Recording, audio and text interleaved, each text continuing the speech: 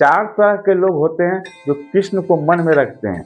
पहला है उत्तम कर्म करने वाले, दूसरा है जो दुनिया से लगाव रखते हैं, तीसरा है जो दुखों से बचना चाहते हैं, चौथा है जो ज्ञानी, जो कृष्ण को भजते हैं। अगर आप भी कृष्ण को भजते हैं तो यह जानने की कोशिश कीजिए कि आप किस श्रेणी में आते हैं। कृष्ण अपने भक्तों को चार प्रकार के श्रेणी में रखे हैं, चारों को उदार बता रहे हैं। आखिर कृष्ण अपने भक्तों को चार प्रकार के श्रेणी में क्यों रखे हैं?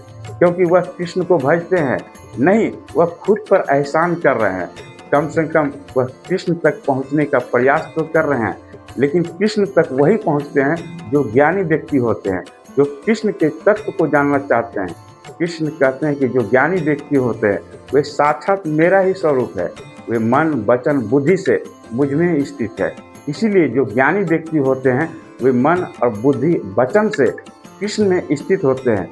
किसी स्वार्थवश नहीं, उनके तत्व को जानना चाहते हैं, इसीलिए कृष्ण को भजते हैं। कृष्ण के तत्व को जानने में कई जन्म लग जाते हैं, उनके स्वरूप उनके महिमा के बारे में। एक ही जन्म में कृष्ण के तत्व को जानना बहुत ही असंभव है।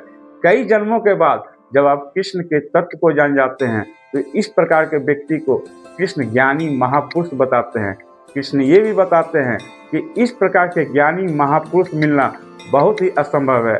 यदि आप इस जन्म में कृष्ण के तत्व को जानने का प्रयास कर रहे हैं, यदि आप सफल नहीं होते हैं तो फिर अगले जन्म में इसी संस्कार के साथ आप प्रयास करने में लग जाते हैं। इसी प्रकार से सिलसिला लगातार चलते रहने से एक दिन आप कृष्ण के तत्व को, उनके महिमा के बारे में, उनके ज्ञान के बारे में आप जान जाते हैं।